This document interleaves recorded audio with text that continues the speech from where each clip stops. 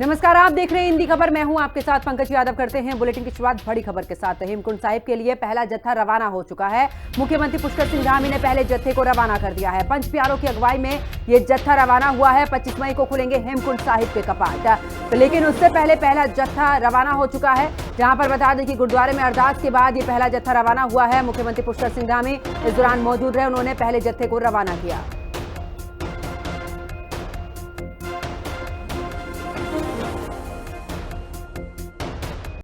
से प्रारंभ होती है और संपन्न होती है।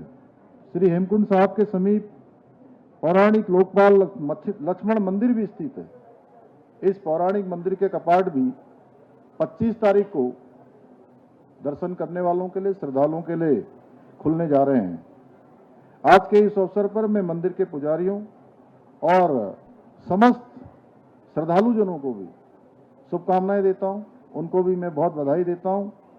भाइयों बहनों, श्री हेमकुंड साहब की यात्रा केवल एक धार्मिक यात्रा नहीं है, बल्कि ये राज्य की हमारी आध्यात्मिक, सांस्कृतिक और पर्यावरणीय चेतना का एक अनूठा, अनुपम संगम है।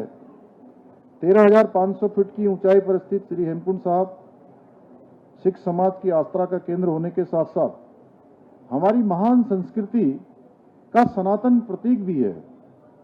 हेमकुंड साहब में दसम पिता श्री गुरु गोविंद सिंह जी महाराज के ने अपने पूर्व जन्म में कठिन तपस्या करके मानवता को धर्म, न्याय और सेवा का संदेश दिया।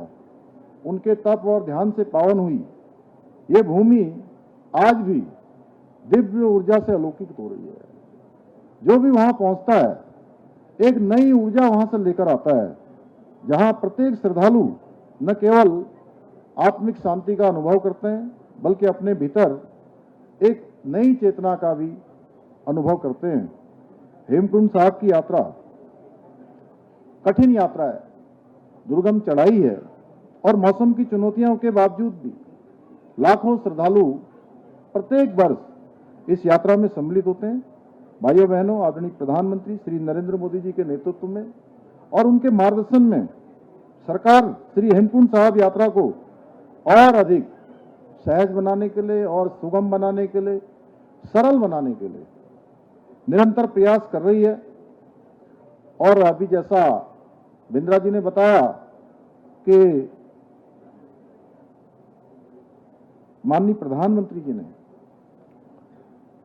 हमारी शीतकालीन यात्रा जो उत्तराखंड सरकार ने इस वर्ष प्रारंभ की, उस यात्रा में सम्मिलित होने के ठीक एक दिन पहले उन्होंने हेमकुंड साहब और केदारनाथ रोपवे का जो धनराशि लगभग 7200 करोड़ रुपए की धनराशि थी, वो सारी की सारी धनराशि हमको स्वीकृत कर दी है। इसकी टेंडर की प्रक्रिया भी हो गई है और जल्द ही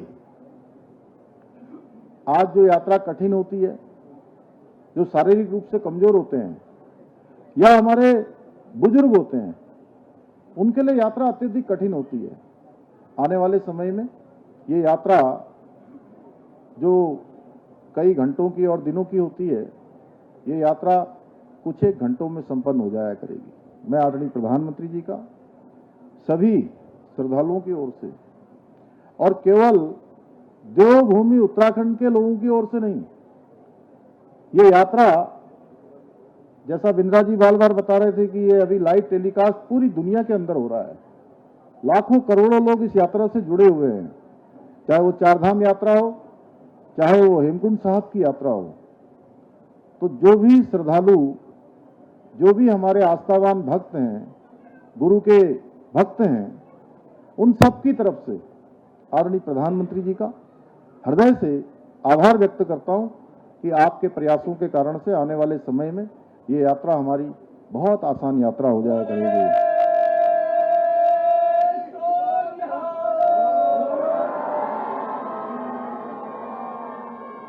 हमारी सरकार द्वारा इस वर्ष भी हेमकुंड साहब यात्रा के कुशल संचालन हेतु जहां एक और गोविंद घाट में बैली ब्रिज का निर्माण किया गया है, जैसा बिंद्रा जी ने बताया कि बहुत जल्द हम वहां पर डीपीआर बन चुकी है और स्थायी ब्रिज का निर्माण भी बहुत जल्द हो जाएगा। लेकिन इस बार सच में मैं देख रहा था जब ये बोल रहे थे तो इनकी आंखों में आंसू आ रहे थे। अश्रुधारा इनके आंखों के अंदर थी, उसको इन्होंने पूरी तरह से नियंत्रण में किया हुआ था। लेकिन मैं जानता हूं ये बहुत वहापों में थे उस दिन जब इनका मुझे फोन आया था और बोले कि इस बार यात्रा कैसे होगी, पुल गिर गया है। मैंने कहा जो भी यात्रा में आता है या गुरु घर में आता है या यहाँ हम लोग प्रत्येक वर्ष इस यात्रा के संचालन में मैं और आदरणीय राज्यपाल महोदय यहाँ पहुंचते हैं तो सच में आप सब लोग बुलाते हैं हमको, आप केवल माध्यम बनते हैं। असली अगर इच्छा होती है तो गुरु घर की इच्छा होती है, गुरु की कृपा होती है, इसीलिए हम सब यहाँ पहुंचते हैं। और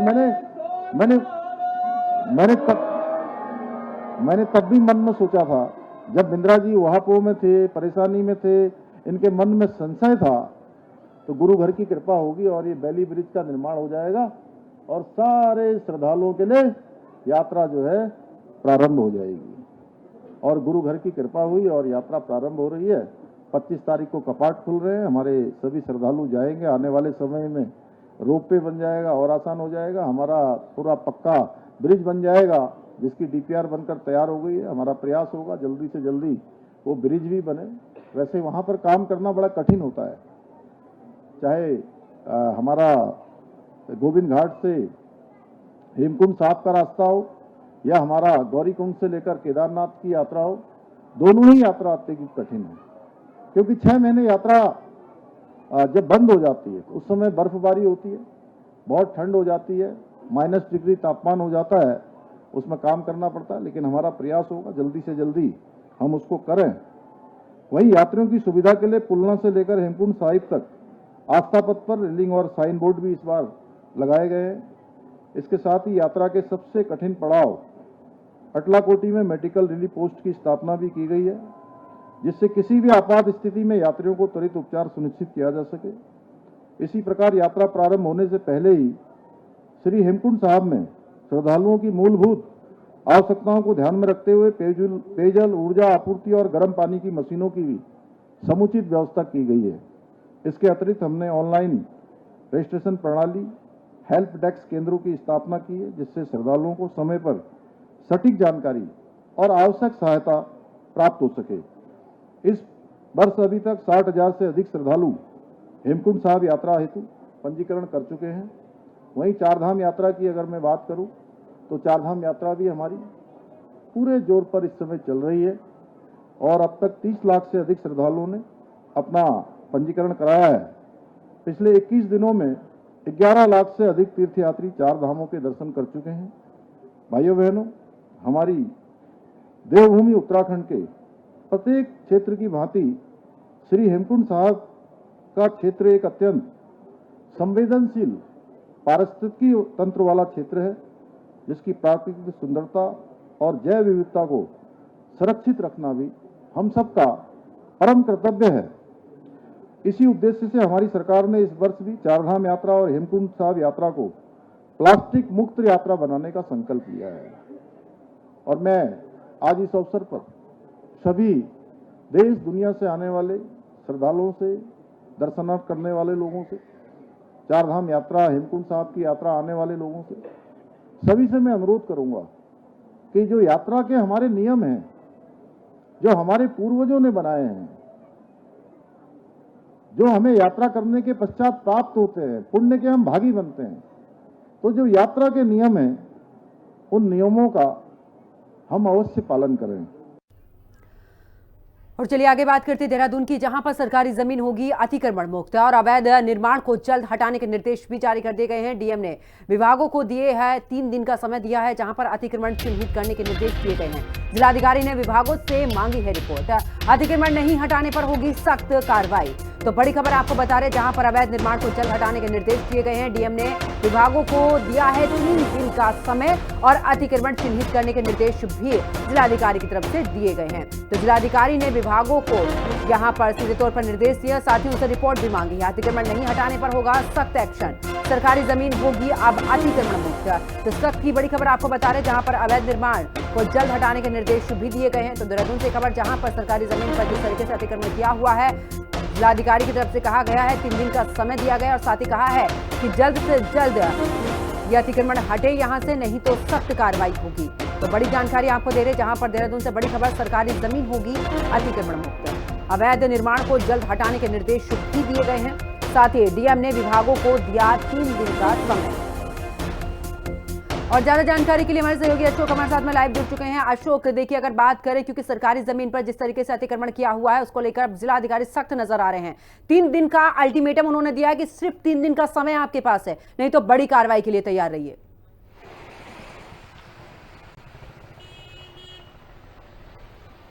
बिल्कुल पंकज, ये बात जरूर कही जा सकती है। अवैध तरीके से अतिक्रमण को लेकर के देहरादून के जिलाधिकारी एक्टिव मोड पर तो जरूर नजर आ रहे हैं, लेकिन मैं यहां पर एक बात ये भी इसमें ऐड करूंगा कि उत्तराखंड के मुख्यमंत्री पुष्कर सिंह धामी का अवैध अतिक्रमण को लेकर के विजन पूरी तरीके से क्लियर है। उनका साफ तौर पर यह कहना है कि प्रदेश के किसी भी कोने में कहीं पर भी अगर अवैध तरीके से अतिक्रमण होता है तो उसको बर्दाश्त नहीं किया जाएगा, उस जगह को वहां से खाली कराया जाएगा और वो जो भूमि होगी वो सरकार के कामकाज में उसका इस्तेमाल किया जाएगा। और इसी के चलते अब देहरादून के जिला अधिकारी ने 3 दिन का अल्टीमेटम जारी कर दिया है, यानी कि इसको ये कहा जा सकता है, एक डेडलाइन दे दी गई है सभी विभागों को कि 3 दिन के अंदर पूरी रिपोर्ट तैयार की जाए और जहां जहां पर भी राजधानी के अंदर अवैध अतिक्रमण है उसको खत्म करने का काम किया जाए।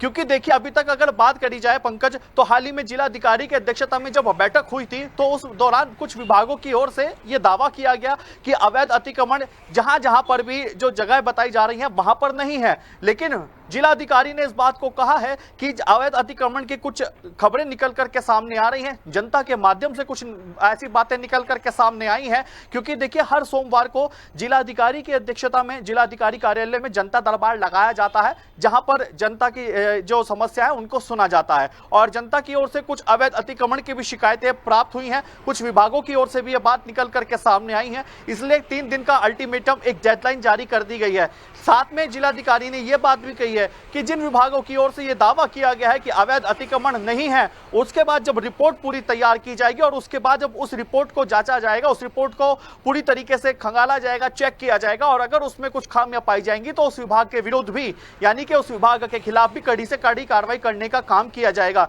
यानी कि अब ये 3 दिन का अल्टीमेटम है, काउंटडाउन शुरू हो चुका है। अब देखना होगा 3 दिन के अंदर जो विभाग बड़े बड़े दावे कर रहा है, जो अवैध अतिक्रमण को लेकर के ये बात कह रहा है कि अवैध अतिक्रमण नहीं है, और अगर उसके बाद रिपोर्ट सामने आती है उसके बाद किस तरीके से कार्रवाई होगी ये आने वाला वक्त बताएगा।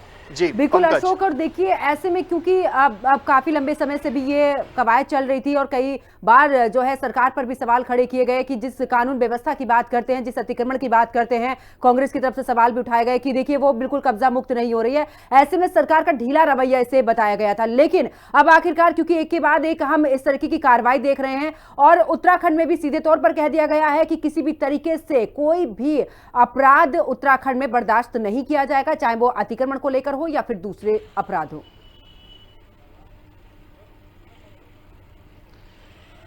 देखिए पंकज, यहां पर मैं ये बात कहूंगा, अगर हम मुख्य विपक्षी पार्टी कांग्रेस की बात करते हैं तो कांग्रेस इस समय ऑपोजिशन में है और सरकार की अगर कोई जन विरोधी नीतियां होती हैं या सरकार की कोई भी ऐसी योजना जो विपक्ष को लगता है कि ये जनता के खिलाफ है, जनता के सरों पर नहीं है, तो उसको लेकर के कांग्रेस कहीं ना कहीं सवाल जरूर खड़ा करती है। अब हम अतिक्रमण पे आते हैं तो अवैध अतिक्रमण को लेकर के जिस तरीके से कांग्रेस ने हमेशा सरकार पर ये आरोप लगाए हैं कि सरकार ने हमेशा से अवैध मजार हो, अवैध तरीके से मदरसा हो, सिर्फ उन्हीं को टारगेट करने का काम किया है। तो यही बात मैंने स्टार्टिंग में कही कि कांग्रेस अपन ऑपोजिशन में रह करके अपना काम करेगी, लेकिन सरकार यानी कि मुख्यमंत्री का विजन क्लियर है कि किसी भी तरीके से अवैध कुछ भी हो, चाहे वो फिर मस्जिद हो, मजार हो, मंदिर हो या इलीगल तरीके से कोई भी सरकारी भूमि पर अवैध तरीके से अतिक्रमण किया जाता है, उस पर कब्जा किया जाता है, तो उसको खाली कराने का काम किया जाएगा। और इसी संबंध में अशोक इसी के तहत देखिए ये कार्रवाई हो रही है। बहुत बहुत शुक्रिया अशोक हमारे साथ जुड़ने के लिए, तमाम जानकारी साझा करने के लिए। खबर में आगे बात करते हैं जहां पर पूर्व मुख्यमंत्री हरीश रावत ने नैनीताल के रामनगर स्थित भगत सिंह चौक पर आधे घंटे का मौन व्रत रखा। हरदा ने कहा कि रिस्पना हिंडाल और जो एलिवेटेड रोड बनाया जाने है उसको लेकर समाचार मिला है, इसका स्वागत है, लेकिन इसकी जद में बसे हुए लोग चिंतित और दौरान पूरे तरीके से व्यतीत नजर आ रहे हैं। हमारी सरकार में मलिन बस्तियों का सर्वेक्षण कराया गया, और जब कांग्रेस की सरकार थी तब 2016 में विधानसभा में एक कानून पारित कर इन बस्तियों को वैधता दी गई थी। हरीश रावत ने यह भी कहा कि सरकार ने एलिवेटेड रोड की घोषणा तो कर दी, लेकिन बड़ी संख्या में जो लोग इस योजना से बेघर होंगे उनके लिए पुनर्वास की कोई भी योजना अभी तक सामने नहीं रखी गई है। मेरा ये मौन राज्य सरकार को सजग करने की दिशा में एक बड़ा कदम है।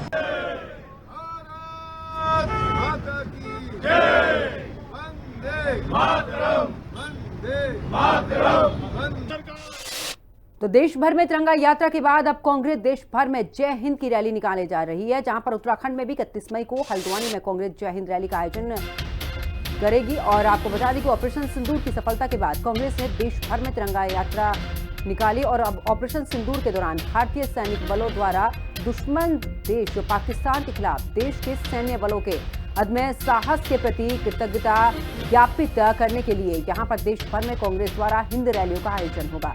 हल्द्वानी में 31 मई को विशाल जय हिंद रैली आयोजित की जाएगी। कांग्रेस की जय हिंद रैली पर बीजेपी ने निशाना साधते हुए कहा कि कांग्रेस के पास कहने के लिए कुछ नहीं है। देखिए, कांग्रेस के पास कहने के लिए अब कुछ नहीं है। वो कुछ भी निकाले उसका बहुत बड़ा असर जनता में पड़ने वाला नहीं है। जनता कांग्रेस की असलियत को जान चुकी है। आप देखिए किस तरीके से सिंदूर ऑपरेशन में ही सवाल खड़े के करने का काम भी तो कांग्रेस ही कर रही है। उनके बड़े नेता देखिए क्या पूछ रहे हैं, क्या क्या नहीं कह रहे हैं।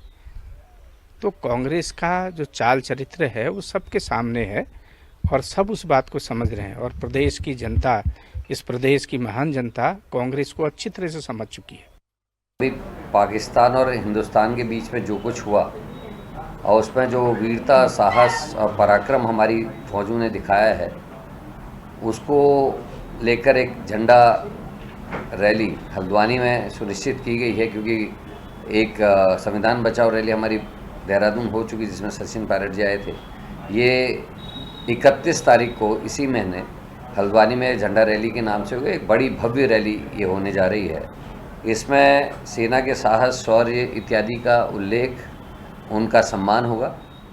मैक्सिमम हम एक्स फौजी जो हैं, हमारे पूर्व सैनिक जो हैं, उनको उसमें आमंत्रित कर रहे हैं। तथा जो हालात हैं इस समय के, जिसमें ट्रंप ने जो बोला है खासकर, उस विषय पे जो बात साजिया जी के विरुद्ध कही गई या अन्य हमारे सैन्य अधिकारियों के खिलाफ कही गई, वो बातें हैं। उधर उत्तराखंड में स्वास्थ्य सेवाओं को बेहतर करने के धामी सरकार के दावों की हकीकत क्या है, ये पौड़ी जिले के मजियाड़ी मल्ली गांव में देखने को मिल रहा है, जहां एक बीमार महिला को अस्पताल ले जाने के लिए ग्रामीणों को महिला को कंधे पर लादकर मीलों का सफर तय करना पड़ा। सोशल मीडिया में पोस्ट ये सामने आई है। एक ग्रामीण ये भी बता रहा है कि कैसे उन्हें बरसों से सड़क के नाम पर केवल आश्वासन ही मिला है। वहीं अब इस पूरे मामले को लेकर कांग्रेस ने सरकार पर निशाना साधा है। कांग्रेस का कहना है कि धामी सरकार के विकास के दावों की यही जमीनी सच्चाई है। देखिए इस रिपोर्ट में। फोन पर समस्याओं के हल का दिखावा, सड़क स्वास्थ्य पर फेल धामी का दावा, पौड़ी में कंधे पर बीमार महिला, सवालों में सरकार, मुख्यमंत्री तक कब पहुंचेगी ग्रामीणों की पुकार। हाँ, नमस्ते, मैं पुष्कर सिंह धामी बोल रहा हूँ। नमस्कार सर। ये लक्ष्मी देवी जी के यहाँ से बोल रहे हैं? जी मंद भाई बोल रहे सर। अच्छा, वो पिताजी की पेंशन के लिए जो मैंने कहा था उस दिन बात हुई थी मेरी, वो पेंशन मिल गई क्या? जी होगा सर। आपका बहुत बहुत धन्यवाद सर, आपकी सरकार का बहुत बहुत धन्यवाद। ये वीडियो है सीएम पुष्कर सिंह धामी का, जिसमें सीएम हेल्पलाइन 1905 में दर्ज शिकायतों के समाधान के बाद मुख्यमंत्री फोन पर शिकायतकर्ताओं से फीडबैक ले रहे हैं। सीएम पेंशन, स्वास्थ्य, जीपीएफ जैसी समस्याओं पर दर्ज शिकायतों पर लोगों से बातचीत कर रहे हैं। कुल मिलाकर सीएम का ये वीडियो इसलिए पोस्ट किया गया है जिससे देखने वाले ये समझें कि जन समस्याओं के समाधान को लेकर मुख्यमंत्री कितने गंभीर हैं। लेकिन देहरादून सचिवालय में कैमरों के सामने नजर आ रही ये गंभीरता पहाड़ तक पहुंचते पहुंचते कैसे गायब हो जाती है, ये पौड़ी जिले के लैंसडाउन विधानसभा क्षेत्र के मजियाड़ी मल्ली गांव में देखने को मिला है, जहां एक बीमार महिला को अस्पताल ले जाने के लिए ग्रामीणों को महिला को लकड़ी के काम चलाऊ स्ट्रेचर के सहारे कंधे पर लादकर मीलों का सफर तय करना पड़ा। गांव के एक ग्रामीण आशु जोशी ने ये वीडियो पोस्ट कर बताया है कि किस तरह उन्हें बीमार महिला को लकड़ी के स्ट्रेचर पर लिटाकर मीलों दूर ले जाना पड़ा, क्योंकि उनके गांव तक पहुंचने के लिए कोई सड़क ही नहीं है। ग्रामीण का कहना है कि वो बरसों से सड़क की मांग कर रहे हैं, लेकिन उन्हें मिला है तो सिर्फ आश्वासन। मैं आशु जोशी, ग्राम मजियाड़ी मल्ली, पोस्ट गिलोरी, बायर खिणखाल, जिला पौड़ी गढ़वाल, लैंसडाउन विधानसभा क्षेत्र से बोल रहा हूँ। देखो कितना बड़ा दुर्भाग्य है, आज हम एक बीमार महिला को कंधों पे बिठाकर ले जाना पड़ रहा है, क्योंकि हम अभी भी इस युग में मोटर मार्ग से वंचित हैं। हमारे तमाम जनप्रतिनिधियों के आश्वासन के बावजूद भी हम लगातार सड़क की मांग कर रहे हैं, लेकिन अभी तक हमें मोटर मार्ग उपलब्ध नहीं हुआ। इस मामले को लेकर कांग्रेस ने सरकार को घेरा है। कांग्रेस का कहना है कि सीएम धामी फोन पर जन समस्याओं के समाधान का दिखावा करते हैं, लेकिन पहाड़ पर सड़क, स्वास्थ्य जैसी बुनियादी सुविधाओं के मामले में सरकार के दावे फेल हो जाते हैं। और पौड़ी के लैंसडाउन विधानसभा क्षेत्र के मजियाड़ी मल्ली में यही देखने को मिल रहा है। वहीं बीजेपी का कहना है कि सरकार जन समस्याओं के समाधान को लेकर गंभीर है और जहां कहीं भी दिक्कतें हैं उसे दूर करने का प्रयास किया जा रहा है। माननीय मुख्यमंत्री जी टेलीफोन पर लोगों की शिकायतें दर्ज कर रहे हैं, समाधान कर रहे हैं, पर जो मुंह बाहे जो समस्या स्वास्थ्य सेवाओं की है वो तो बड़ी चिंताजनक है, गंभीर स्थिति हो गई है। और कल ही की बात है कि लैंसडाउन क्षेत्र में एक गांव से लकड़ी के स्ट्रेचर में महिला को लेकर आया है। जो इतना बुरा हाल है कि उत्तरकाशी हो, पौड़ी हो, चमोली हो और पिथौरागढ़ अल्मोड़ा हो, ऐसे दुर्गम क्षेत्रों में महिलाओं का प्रसव जो है सड़कों पर हो रहा है, बसों में हो रहा है, शौचालय में हो रहा है। और सरकार का दावा जो है कि डबल इंजन है, ट्रिपल इंजन है, वो तो दावा हवाई है। उन अपवादों को लेकर के आरोप लगाना कि भारतीय जनता पार्टी की डबल इंजन सरकार सड़कें नहीं बना रही है, स्वास्थ्य व्यवस्था नहीं कर पा रही है, कतई निराधार है। और पिछले 7 सालों में भारतीय जनता पार्टी के कार्यकाल में अभूतपूर्व प्रगति जो है सड़क के क्षेत्र में हुई है, स्वास्थ्य के क्षेत्र में हुई है, बहुत ही बेहतर व्यवस्थाएं हुई हैं, लेकिन परफेक्शन कहीं भी नहीं होता है। अभी भी बहुत कुछ किए जाने की गुंजाइश है और उसके लिए सरकार निरंतर प्रयत्नशील है। ये 2 वीडियो देवभूमि में विकास के दावों की सच्चाई बखूबी बयां कर रहे हैं, जिसमें एक तरफ सत्ता है तो दूसरी तरफ जनता। एक और सत्ता का दिखावा है तो दूसरी ओर हकीकत। एक वीडियो में सीएम जनता की पुकार सुनने के दावे कर रहे हैं तो दूसरी ओर जनता अपनी गुहार के सुने जाने का इंतजार कर रही है। देखना होगा कि जन समस्याओं पर संवेदना के साथ काम करने का दावा करते मुख्यमंत्री धामी मजियाड़ी मल्ली के ग्रामीणों की गुहार कब तक सुन पाते हैं। देहरादून से संवाददाता शुभांगी भट्ट, दीपिका भंडारी और अशोक कुमार के साथ ब्यूरो रिपोर्ट, हिंदी खबर। और चलिए खबरों में आगे बात करते हैं उत्तरकाशी की, जहां पर बड़कोट के खरादी में बादल फटा है और खरादी में बादल फटने से यातायात बाधित हुआ है। सड़क के दोनों ओर कई गाड़ियां फंसी हैं। किसी तरह के नुकसान की फिलहाल अभी तक कोई खबर सामने नहीं आई है। तो बड़ी खबर, जहां पर खरादी में बादल फटने से यातायात बाधित हुआ है। तस्वीरें भी हम आपको दिखा रहे हैं। यहाँ पर बादल फटने की वजह से भूस्खलन हुआ है और इसी वजह से दोनों तरफ रास्ते में गाड़ियाँ जो हैं वो रुक गई हैं और ऐसे में जाम की स्थिति यहाँ पर। तो खरादी में बादल फटने से यातायात पूरे तरीके से बाधित हुआ है। खरादी में बादल फट उधर पौड़ी के वीरोखाल के रसिया महादेव में भारी बारिश से तबाही मची हुई है। भारी बारिश की वजह से यहां पर खटलगढ़ में भी अचानक जल स्तर बढ़ने से नदी के किनारे बसे लोगों में दहशत का माहौल है। प्रशासन ने नदी किनारे बसे लोगों को सुरक्षित जगहों पर जाने की चेतावनी दी है। फिलहाल जान माल के नुकसान की अभी तक कोई खबर सामने नहीं आई है।